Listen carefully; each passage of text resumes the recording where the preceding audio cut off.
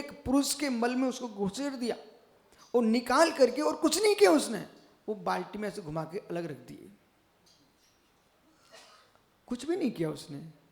अब आप खीर बनवाएंगे ना, क्यों मरोरा नहीं, खीर बनेगी ना। क्या हो गया, आपकी की पेट के अंदर का उसमें मिलाया है, कोई बाहर का मिलाया है? आपके पेट के अंदर का तो उसने घुमा करके सला का घुमाई ना, बाहर से थोड़ी घुमाई है। खीर बनेगी ना।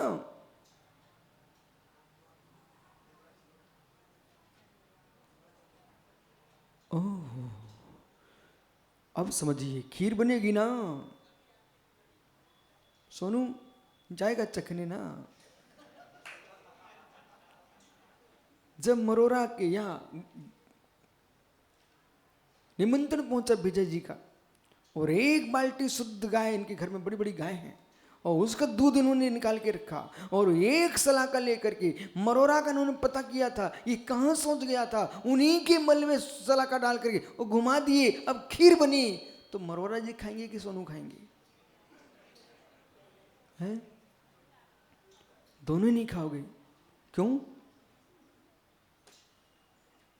क्यों नहीं खाओगे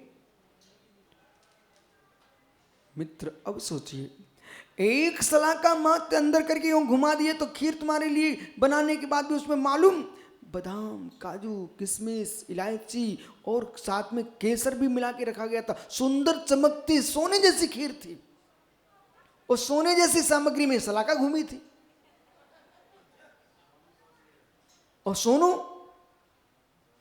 उस सलाह का घुमी खीर को खाओगे क्या मित्र? स्वयं के उदर का ही माल था ना। यदि उस खीर को नहीं खा सकते हो तो आज घर जाके देवी से कह देना कि देवी, वो जो सलाका निकाली गई थी ना, वो स्वयं के पेट के अंदर की सामग्री में डाली गई थी। 10 दिन तक कम से कम अपने पेट के अंदर की सामग्री मेरे कानों में मत डालना।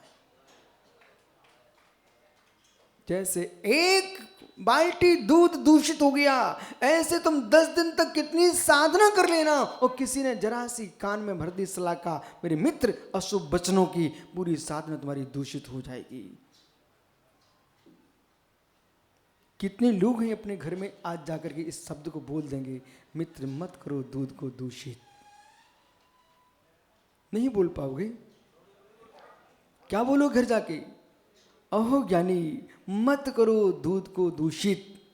बोले दूध तो ही नहीं है। बोले दूध ना सही तो सासू के पूत को दूषित मत कर देना। अब तो बोल दोगे? बैठ जाओ। माताओं ध्यान रखना, 10 दिन तक आपको नियम है, नियम है, नियम है, कम से कम जब से घर में आए हो तब से विचारों को खूब तुमने डांट के रखा है। 10 दिन तक इतने शांति से रखना, इतने शांति से रखना कि कम से कम 10 दिन के भीतर यदि वैराग हो गया तो फिर तुम रोकना भी मत।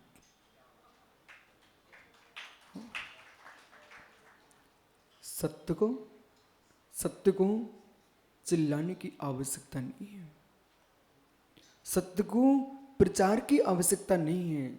सत्य का प्रचार नहीं होता है, सर्वाधिक प्रचार असत्य का किया जाता है। सत्य को लोग खोज लेते हैं, सत्य को लोग खोज लेते हैं। सूर्य की भांति दिखाई देता गगन में, उसका नाम सत्य होता है। सूर्य की भांति दृश्यमान होता गगन में, और सत्य मेरे मित्र, सत्य मेरे मित्र वो अंधी कोठरी नहीं है जिसमें दीपक लेके जाया जाए। सत्य वो सूर्य है जो दुनिया को दिखा देता है। इसलिए भगवान कह रहे यहां पर, प्रभात भैया, भगवान कह रहे यहां पर कि ज्ञानी मत दुनिया में कहो मैं सत्य हूं, मत कहो दुनिया में मैं सत्य हूं। जो मैं कह रहा हूं उतनी सत्य है। पंडित सुरेश चंदी भैया, जो मैं कह रहा हूं उतने ही सत्य है। ऐसे कहने वाले कभी सत्य के पास नहीं पहुंच पाए। ये प्रभात जी भिलाई पारस धाम ये कहते हैं सजल जो मैं अपनी आंखों से देख रहा हूं उतना ही सब कुछ है।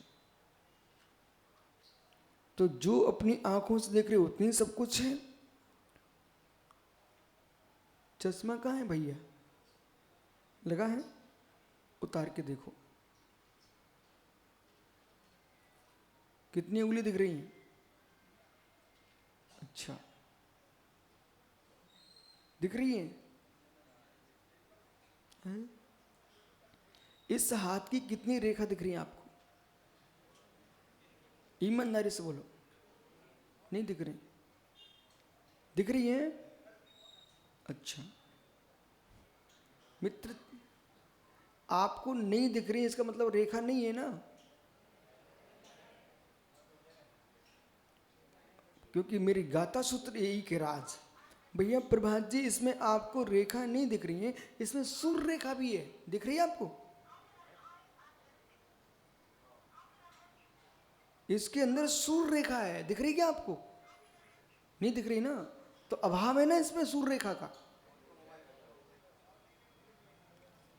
प्रभात भैया यही मुझे जगत को बताना था।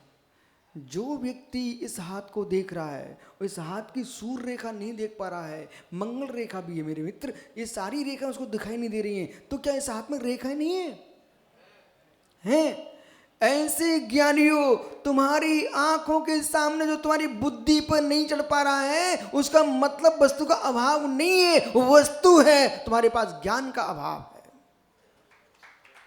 इसलिए अपने ज्ञान से अपनी आंखों से वस्तु का निर्णय करने की चेष्टा मत करो। अब मान लो कोई सर्वज्ञ नाम का कोई महापुरुष अवश्य उसने सारे जगत को जाना है, सारे जगत को देखा है, और मेरे मित्र प्रत्यक्ष जाना प्रत्यक्ष देखा है। इसलिए आपको आगम इसलिए प्रमाण मानना चाहिए, वो आंखों से देखने वाले का ज्ञान नहीं है। आगम इसलिए हम मानते हैं ये आंखों से देखने वाले का ज्ञान नहीं है, ये केवल ज्ञान से जानने वाले का ज्ञान है।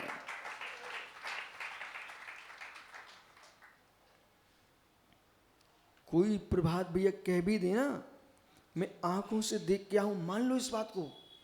मित्र कुछ ऐसी बातें हैं स्वयं ही जाके देखना, आंखों से देखने वाले की बात को भी मान के निर्णय मत कर लेना।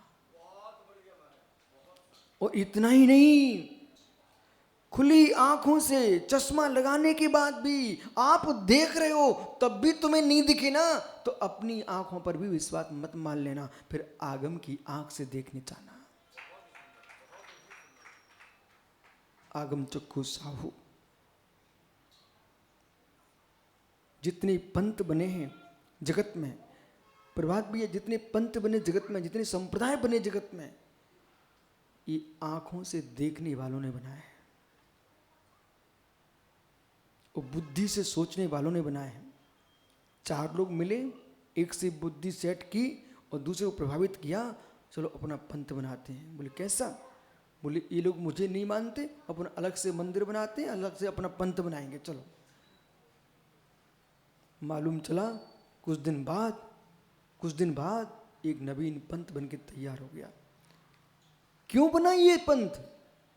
क्योंकि आंखों से देखने वाले वो अहंकार में डूबे लोग पंथ बनाते हैं। जैन दर्शन कहता है जो उत्तम मार्ग और धर्म से युक्त होगा वो कोई पंथ नहीं बनाएगा, महावीर के पथ पर चलेगा। विराजो ज्ञानी, समझ में आ रहा है ना सबको? ये 700 यानी 74वीं गाथा, 734वीं गाथा श्रवण सप्तम में कह रही है। मित्र थोड़ा प्रशंसा करने के पहले ठहरो, निर्णय देने के पहले ठहरो, निर्णय देने के पहले ठहरो। अपने मन में भाव आए ना, अब थोड़ा संभल के सुनना। आप लोग सब जैन हो यहाँ पर? अच्छा सभी जैन हो। सोनू सभी जैन हैं आप लोग? यदि जैन है तो मेरी बात को ध्यान दो। हमने सुन के रखा है, आगम में भी पढ़ा है कि जैनी लोग पानी छान के पीते हैं। शुद्ध जैनी होगा तो कभी बिगड़ ना